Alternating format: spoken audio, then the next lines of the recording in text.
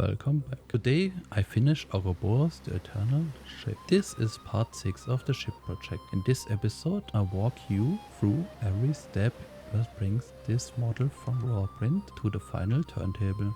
The water base gets blue ink. It is transparent enough to keep the printed details alive and give me layered tones instead of flat opaque blue. But with a full chocolate brown base coat. All wooden parts set a warm natural mid-tone I can texture on later. The oars, the planks, the mast and the support block beneath all get the same treatment. So the ship feels like a single piece of construction.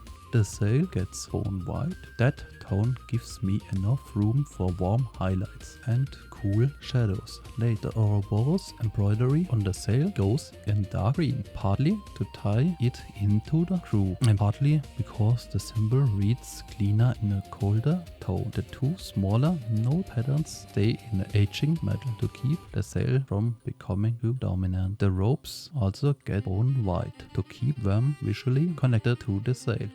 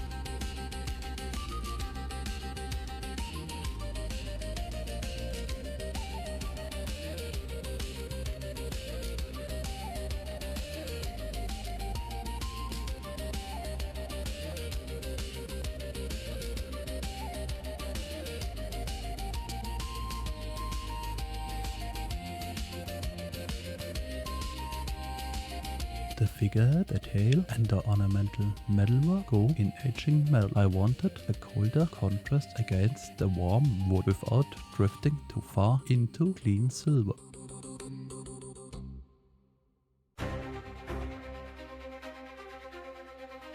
After the base colors settle, I begin texturing the wood. I pull thin lines with wood brown across every blade. The mast, the oars, it is slow and repetitive, but it is the only way to get believable grain at this scale. When everything gets a dusk tone wash, it darkens the recesses, ties the driftwood brown back into the chocolate base and removes the chalky hue that fresh highlights often have. The shields and the oars carry carved snake pattern and ornamentation. All of that goes in aging metal. It adds visual rhythm across the side of the ship and breaks up the large wooden surfaces. Every nailhead on the hull gets a dot of aging metal. It is hundreds of tiny points, but they help the model read like an actual structure, not a block of resin.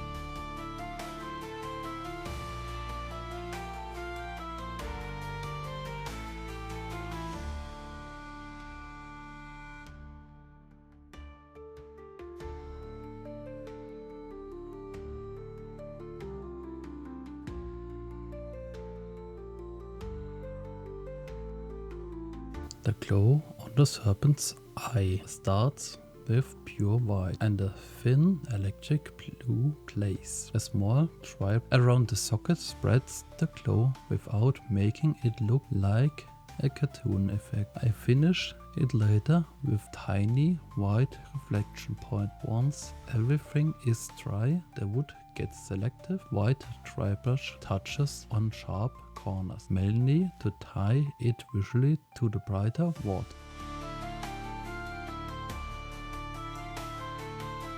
For the shields, I decided a consistent pattern for the entire crew. The thin glazes green, red, white and black, always alternating. The color stays transparent so the texture underneath remains visible, and the retention makes the ship feel connected to the rest of the project.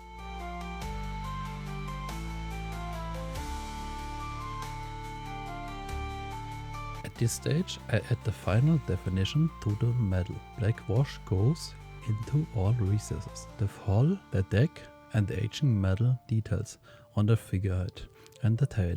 It tightens the contrast and makes the sculpt read cleaner before last highlight passes.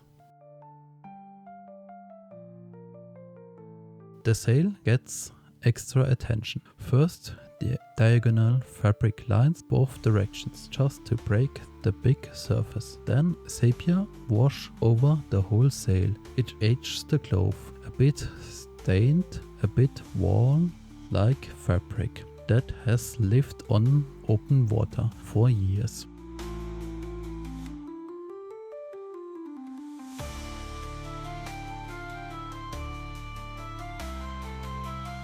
For the water base, I work in blue-green on the raised parts to bring some motion into the surface. In the deeper areas, I layered dark sea blue to push the depth further. The white dry brush on the wave rests bring the motion back, and I repeat this step again later after the washes, because blue wash tends to mute the highlights. The blue wash goes across the entire water base and up the keel of the ship. It is a small touch, but it sells the effect of a wet hull sitting in the water.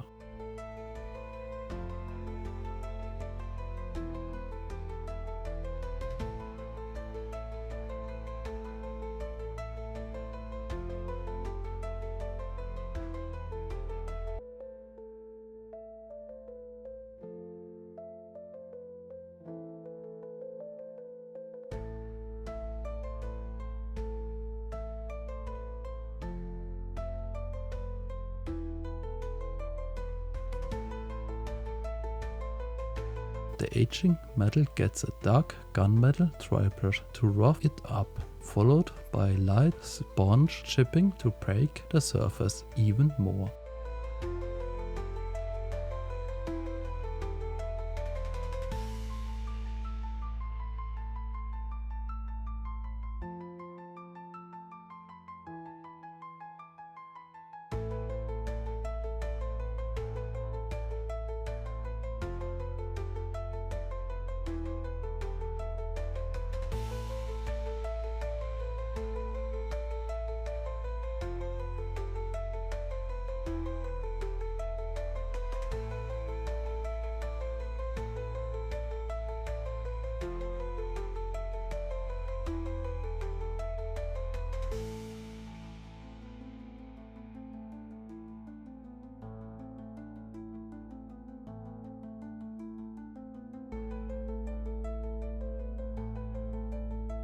I reinforce the white dry brush on the water and around the keel because the blue wash flattens them more than I like. Then I add blue wash to lower ends of the oars. It is a simple way to show wet wood without painting a separate texture. Gloss varnish goes on the water base and along the keel to push the wet back. After that the ship is ready for the final turntable. Thanks for watching. If you want more parts of the ship project or the next big build, the Kraken, subscribe so you don't miss part 7 next Sunday. Then every adventure needs a monster.